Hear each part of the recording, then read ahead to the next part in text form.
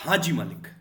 CA foundation के वो सारे स्टूडेंट्स जो जनवरी 26 के अटेम्प्ट में अपीयर होने वाले हैं मालिक, उन सब के लिए ये वीडियो बहुत इंपॉर्टेंट है।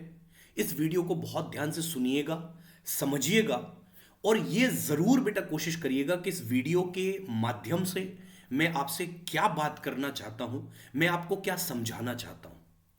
आज सीए फाउंडेशन जनवरी 26 अटेम्प्ट में मात्र 10 दिन का समय बचा हुआ है।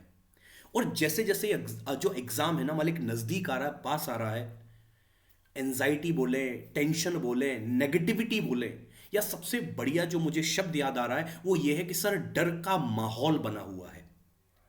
अब सर इस डर के माहौल के बीच में बच्चा हर एक प्लेटफॉर्म पर एक क्वेश्चन बहुत रिपीटेड बेसिस पर पूछता है कि सर जनवरी 26 का एग्जाम आपके हिसाब से कैसा होगा? क्या टफ आएगा, क्या इजी आएगा, या मीडियम आएगा? अब ये क्वेश्चन जब बच्चे ने मेरे से बहुत रिपीटेड बेसिस पर पूछा गया मेरे से बार बार डिफरेंट प्लेटफॉर्म्स पर, तो मुझे लगता है कि इस जो क्वेश्चन है ना इसका जवाब देना बहुत जरूरी है। इस वीडियो के अंदर मालिक प्रॉब्लम को डिस्कस किया गया है, एंड मोस्ट इंपॉर्टेंटली प्रॉब्लम के साथ मैंने इसका सॉल्यूशन क्या है वो भी डिस्कस किया है। तो वीडियो आप एंड तक, आखिरी तक जरूर देखिएगा और सुनिएगा और समझिएगा जरूर। सर क्या आप मुझे बता सकते हैं कि वो कौन से पैरामीटर्स हैं जिनके बेसिस पर आप डिसाइड करते हो कि ये वाला अटेम्प्ट बहुत टफ था, ये वाला अटेम्प्ट बहुत इजी था? आप बोलेंगे सर पैरामीटर है लेवल ऑफ क्वेश्चन। ऐसे क्वेश्चन आ गए जो हमें समझ में ही नहीं आए, ऐसे क्वेश्चन आ गए जो हम सॉल्व ही नहीं कर पाए। बट मैं कहीं ना कहीं आपको यह भी साथ में बोल देता हूं कि व्हेन यू आर सेइंग कि सर ऐसे क्वेश्चन आ गए जो हमने कभी करे ही नहीं थे, ऐसे क्वेश्चन आ गए जो हमने कभी देखे ही नहीं थे, क्या ये सही पैरामीटर है ये डिसाइड करने का कि ये वाला अटेम्प्ट टफ था? मेरे हिसाब से इसका आंसर है सर नो।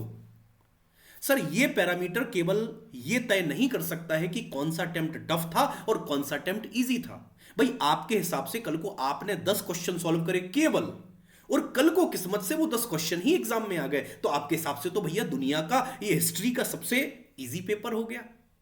और कोई बच्चा वो 10 क्वेश्चन ही करके नहीं गया था, बाकी पूरा सिलेबस रिवाइज करके गया था, तो उसके हिसाब से तो भाई ये सबसे टफेस्ट एग्जाम आ गया। सर देखो बहुत छोटी सी बात है, मैं आपसे कहना केवल ये चाह रहा हूं कि बेटा ये पेपर टफ आएगा इजी आएगा ये डिपेंड करता है कहीं ना कहीं आपके लेवल ऑफ प्रिपरेशन पर। आपने तैयारी कैसे की, क्या आपने प्रिपरेशन कंप्लीट एस्पेक्ट में की या नहीं की? अगर अकाउंट्स की बात की, क्या आपने कॉन्सेप्ट्स पढ़े, क्या आपने क्वेश्चन की प्रैक्टिस करी, क्या आपने एक एक क्वेश्चन को करके देखा, क्या आपने अकाउंट्स बनाकर सॉल्व किया? अगर आंसर है हां, तो मालिक आप देखिएगा पेपर कैसा भी आए आप कंफर्टेबल रहेंगे।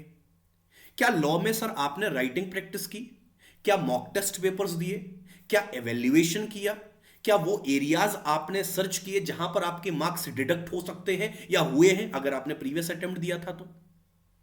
तो क्या ओवरऑल मालिक किसी भी सब्जेक्ट में आप प्रिपरेशन कंप्लीट कर रहे हो कि नहीं कर रहे हो? ओवरऑल प्रिपरेशन आपने सही करी कि नहीं करी, बेटा वो तय करेगा कि आपका अटेम्प्ट कैसा होने वाला है। और मैं आपको एक चीज बहुत अच्छे से बता देता हूं सर, अगर आप रेगुलर पूरे डिसिप्लिन के साथ कंसिस्टेंसी के साथ लगे हुए हैं, चाहे आप किसी भी प्लेटफॉर्म से पढ़ रहे हो, चाहे हमसे पढ़ रहे हो या कहीं और भी पढ़ रहे हो, आपके लिए ये अटेम्प्ट, आने वाला अटेम्प्ट, हर अटेम्प्ट गोल्डन अटेम्प्ट है सर। करना है आपको एक छोटा सा काम, सर पढ़ाई जारी रखिए, अननेसेसरी टेंशन में, एंजाइटी में या ऐसे क्वेश्चंस में मत उलझिए बेटा जिनका आंसर कभी भी एब्सोल्यूट बेसिस पर कोई नहीं दे सकता है।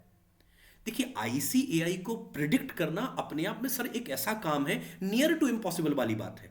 अगर आप मेरे से बोले, मैंने एक वीडियो के अंदर आपको ये बताया हुआ है कि सर अब मुझे ऐसा लगता है कि लॉ का पेपर जो है वो टफ आने वाला है, क्योंकि भैया मई 25 में क्यूए हो गया, उसके बाद अकाउंट्स हो गया, इकोनॉमिक्स को कुछ भी कर लो सर आप टफ नहीं बना सकते हो, तो बचा क्या सर? लॉ। तो अब जनवरी में किसकी बारी है सर? लॉ की बारी है। इसका मतलब ये नहीं है कि सर आप लॉ में अब डर जाओ कि भाई सब लॉ की बारी है मतलब अब तो लॉ में बोलता ना बच्चा फील्डिंग सेट है। नहीं सर, अगर लॉ में आपने कंप्लीट प्रिपरेशन की हुई है, राइटिंग प्रैक्टिस की हुई है, मॉक टेस्ट दिए हुए हैं, मैं बोल रहा हूं सर पेपर कितना भी टफ आ जाए आपका कुछ नहीं बिगड़ेगा, आप टेंशन मत लो। एंड मोस्ट इंपॉर्टेंटली आप कभी भी प्रीवियस पेपर को एनालाइज करिए। सर एक या दो क्वेश्चन ऐसे होते हैं, पूरे क्वेश्चन नहीं बोल रहा हूं, क्वेश्चन नंबर 1 का कोई सब पार्ट, जैसे क्वेश्चन नंबर 1 का जो पहला क्वेश्चन आता है वो बिल्कुल न्यू क्वेश्चन है फ्रॉम इंडियन कॉन्ट्रैक्ट एक्ट, कितने नंबर का, 4 या 5 का। ये साइकोलॉजिकल गेम है सर। वो नया क्वेश्चन जैसे आपने देखा, आप घबराना चालू करते हो और पहले क्वेश्चन केवल 4 या 5 नंबर के क्वेश्चन के बेसिस पर आप तय कर लेते हो कि भैया ये तो टफेस्ट पेपर हो गया। नहीं मालिक, आप आगे तो बढ़िए। एक आध क्वेश्चन सर, ये देखिए इंस्टीट्यूट का अपना एक पैटर्न है, वो क्वेश्चन पेपर सेट ऐसे करते हैं कि हर क्वेश्चन के एक आध सब पार्ट में एक आध क्वेश्चन ऐसा होगा जो थोड़ा सा ट्रिकी होगा, थोड़ा सा नया होगा, या लैंग्वेज में थोड़ा खेल जाएंगे। उन क्वेश्चन को थोड़ा सा पेशेंस के साथ पढ़ने का, समझने का कि क्वेश्चन कहां से आया है, क्या पूछना चाह रहा है।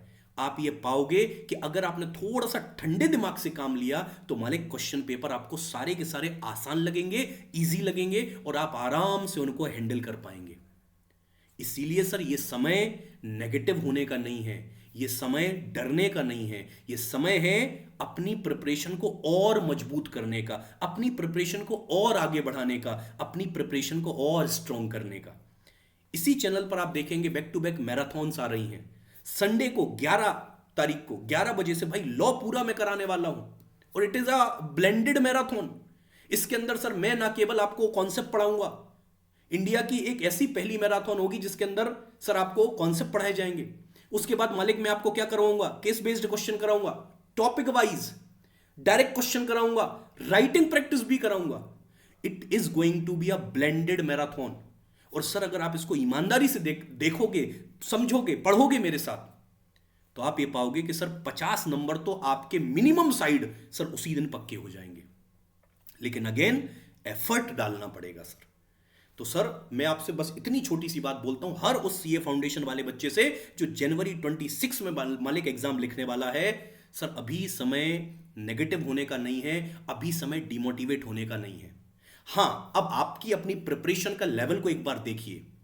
अगर कोई नए टॉपिक्स बेटा ऐसे हैं जो टॉपिक्स छूट गए हैं, फिलहाल उनको अभी छोड़िए, पुराने टॉपिक्स को स्ट्रॉन्ग करिए, क्योंकि अब समय बेटा नई चीजों को रिवाइज करने का या नई चीजों को बेटा समझने का नहीं है, पुरानी चीजों को स्ट्रॉन्ग करने का है। बार बार मैं बोल रहा हूं सर, देखिए हर अटेम्प्ट में आप ये पाओगे कि एक जो पेपर होता है आउट ऑफ 4 पेपर्स अपने आप में थोड़ा सा एक लेवल ऊपर होता है। आई एम एक्सपेक्टिंग इस बार लॉ का पेपर होना चाहिए, बट सर उससे फर्क कुछ नहीं पड़ेगा उस बच्चे को जो प्रिपरेशन सही तरीके से करके गया हो, जिसने रेगुलर राइटिंग प्रैक्टिस की है, जिसने सर मॉक टेस्ट दिए हुए हैं, जिसने कंप्लीट प्रोविजंस को पढ़ा हुआ है, कोई दिक्कत नहीं आएगी सर उसको।